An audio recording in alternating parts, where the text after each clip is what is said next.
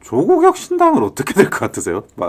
감옥에 가게 되면? 그럼 이제 쉽게 말해서 옥중 혁신당이 되는 거잖아요. 대표 조국이 대표를 감옥으로 이제 들어가니까 감옥에 갔고 결국에는 민주당과 다시 합칠 수밖에 없고 아마 조국이 옥중에서 합당 서신을 쓰지 않을까. 28일에는 그 백현동 로비스트 김인섭에 대한 또 대법원 최종 선고가 있어요. 그리고 29일에는 이화영에 대한 항소심에 대한 선고가 있는데 이거는 제가 좀 설명을 드릴게요. 그 백현동 사건 같은 경우에는 이번에 15일에 선거법 위반으로 판결 선고됐을 때 유죄로 인정받은 국토교통부의 협박이 있었느냐. 바로 그 부지와 관련한 그 용도 상향, 4단계 용도 상향과 관련한 사건이 백현동 사건입니다. 네. 근데 김인섭이라는 사람이 그 용도 상향을 주도했던 로비스트인데 이분이 항소심까지 5년형을 선고받았어요. 근데 지금 그 대법원에서 그 판결 선고를 28일 날 앞두고 있는데 대법원의 판결 선고는 양형을 다투지는 않아요. 양형을 다투지 않고 유무죄만 다투는 상황입니다. 유무죄만 다투는 상황에서 28일 날 또 그 김인섭이 판결이 확정이 되면 그거조차도 제가 볼 때는 이재명 대표에 대한 굉장히 좋지 않은 그런 영향을 미칠 가능성이 높고요.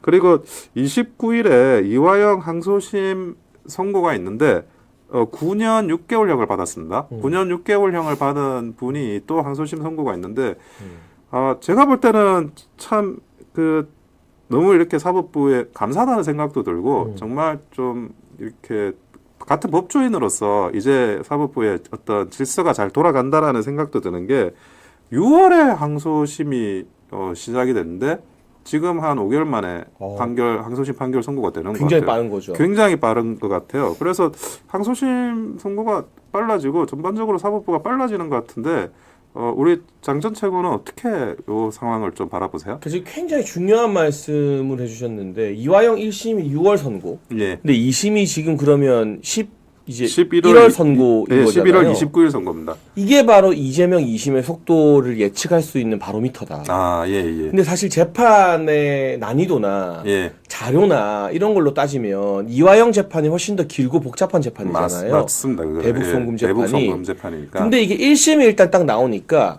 2심에서는 특이 사항이 없으면 새로운 증인 신문 같은 게 추가가 잘 안 되잖아요. 예, 예, 예. 1심에서 한 자료를 가지고 2심 판사들이 한 번 더 보는 거잖아요. 그렇기 때문에 그 어려운 재판도 2심이 5달 만에 났어요. 그럼 이거보다 훨씬 쉬운 재판, 간단한 재판이 이재명의 공직선거법이나 위증교사는 2심이 5달보다 더 안 걸릴 수도 있다.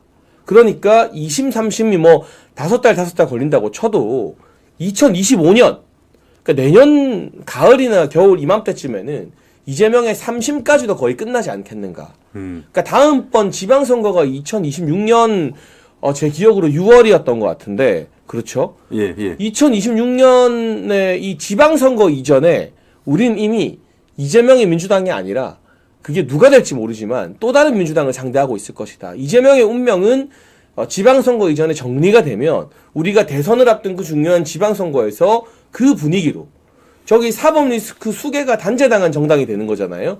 그 분위기로 또 지방선거 대승을 이어나가는 그러한 이 전기를 만들기 위한 시간이 저는 충분히 올 거라고 생각을 합니다. 지금 사실은 윤석열 대통령에 대한 지지율이 20%가 붕괴되면서 뭐 애로사항이 있었지만 또 대국민 간담회도 하시고 네. 그리고 여러 가지 이제 뭐 외교적인 성과라든지 그리고 아마 오늘 또 말레이시아 정상을 만나고 계실 거예요. 정상회담 중이죠. 네. 네, 그리고 며칠 뒤에 또 라트비아 정상을 또 만나고 그런 식으로 이 성과를 내는 모습을 보여주면서 굉장히 이 지지율이 반등하고 있지 않습니까? 지지율이 반등하고 있으니까 한편으로는 그런 어떤 정무적인 준비도 착실히 하고 가시다 보면 이 상황들이 여러 상황들이 뭐 공교롭게도 더 이렇게 탄력을 받을 수 있는 상황이 저는 되지 않을까라고 좀 추측을 합니다. 근데 조국도 12월 12일에 판결 선고요. 드디어 잡혔구나. 그러면 그것도 사실은 윤석열 정부에게는 굉장히 큰 호재가 될 수 있겠죠. 예. 조국 혁신당의 또 대표가 조국이니까요. 그게 대법원으로 확정 판결이 되어서 조국은 너 유죄다. 이건 뭐냐? 윤석열 대통령의 과거 수사가 정당했다라는 걸 입증하는 일이기 때문에 물론 정경심이 이미 유죄가 확정되어서 징역을 살고 나왔지만 본인이 징역 가는 건 또 다른 문제잖아요. 그렇죠. 예, 그러니까 맞습니다. 이게 그냥 상고를 기각하기만 하면 그 즉시 징역 2년 구속이 되는 거죠. 예, 예. 그럼 바로 법정 구속이 되나요? 대법원에서 예, 대법원에서는 법정 구속돼요. 기각이 되는 동안? 예, 예. 그런데 사실은 조국혁 신당은 어떻게 될 것 같으세요? 감옥에 가게 되면? 그럼 이제 쉽게 말해서 옥중혁신당이 되는 거잖아요. 대표 조국이 대표를 감옥으로 이제 들어가니까. 감옥에 갔고. 예. 근데 저는 뭐 조국혁신당이 결국에는 민주당과 다시 합칠 수밖에 없고 네네. 그 당에 있는 국회의원들도 민주당과 합치는 걸 원할 텐데 아마 조국이 옥중에서 합당 서신을 쓰지 않을까. 또는 예, 이재명이 이제 위증교사 같은 경우는 집행유예가 안 나올 가능성이 높잖아요. 예, 예, 예. 그러면 이재명도 결국에는 1심에서는 법정 구속이 안 돼도 2심이나 3심에서 법정 구속이 생각보다 빠르게 되면 이재명과 조국이 옥중에서 합당 서명을 하는 조금의 농담을 보태서 그런 일도 충분히 있지 않을까 하는 생각이 들어요. 네. 그렇네요. 제가 조국 대표가 그런 걸 노릴 수는 있어요. 워낙 죄를 많이 지어서 일부라도 파기환송이 되는 거. 그러면 이제 파기환송심이 다시 고등으로 갔다가 대법원으로 재상고돼 가지고 올라가는 그 시일이 네. 좀 상당히 걸리면서 대선 출마를 할 수도 있다. 이런 예측도 조금 있었거든요. 근데 지금 조희대 대법원장의 그런 사법부는 굉장히 빠릅니다. 빠른 재판을 하자라는 게 모토죠. 예, 지금. 예, 네. 모토기 때문에 제가 볼 때는 조국 대표가 천에 하나 만에 하나 일부 죄목에 대해서 범죄 사실에 대해서 파기환송이 된다고 하더라도 파기환송심에서 다시 대법원에서 확정되는 그 시간이 그렇게 오래 걸리지 않을 거라고 보여져요. 그러다 보니까 지금 이런 분위기로면 이제 뭐 옥중에서 합당을 하든 아니면 둘이서 뭐 친목회를 하든 뭐 그렇게 되지 않을까라는 생각은 드네요. 근데 지금 제가 현장 속보를 저희가 아무래도 이재명 선고가 예, 예. 진행 중이니까 좀 전해드리면 예, 예. 일단 이재명이 법원으로 들어가면서 취재진 앞에 아무 말을 안 했대요. 이게 무슨 뜻이냐면 예, 자신이 있으면요.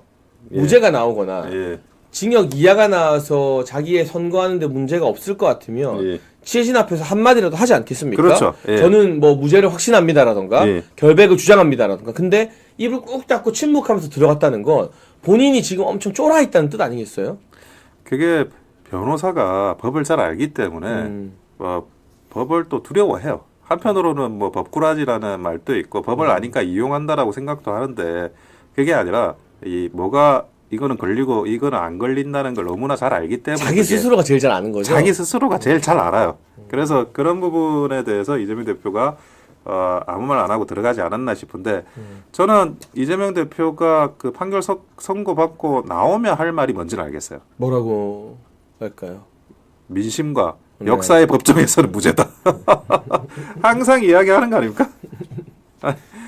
지금 예. 또 다른 속보가 나왔는데요. 예, 예. 이재명 대표 측에서 이번 위증교사 사건이 예. 검찰이 법을 어긴 거다. 와. 이게 검찰청법에서 검찰이 수사를 개시할 수 있는 사건이 아니다라고 항변을 했는데 예. 재판부가 선고 서두에 예. 이건 검찰청법은 구체적인 범죄를 대통령령에 위임했고 예. 부패범죄, 경제범죄 등은 예시적 열가종으로 보는 것이 타당하다면서 이재명 대표 주장을 기각했다고 합니다. 아니 뭐 너무나 당연한 이야기죠. 그리고 그런 부분과 관련해 가지고 지금 그 이재명 대표가 팩트에 대한 반발은 하지 않고 그러니까 위증교사 했냐 안 했냐 이거잖아요.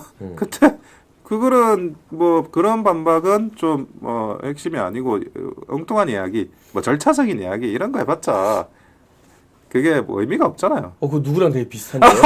네. 했냐 안 했냐 물어보는데 예. 했냐 안 했냐에 대해서는 대답 못하고 쓸데없는 걸로 말꼬투리 잡고 막 절차 따지고 하는 거 되게 이재명이나 한동훈이나 비슷비슷하다.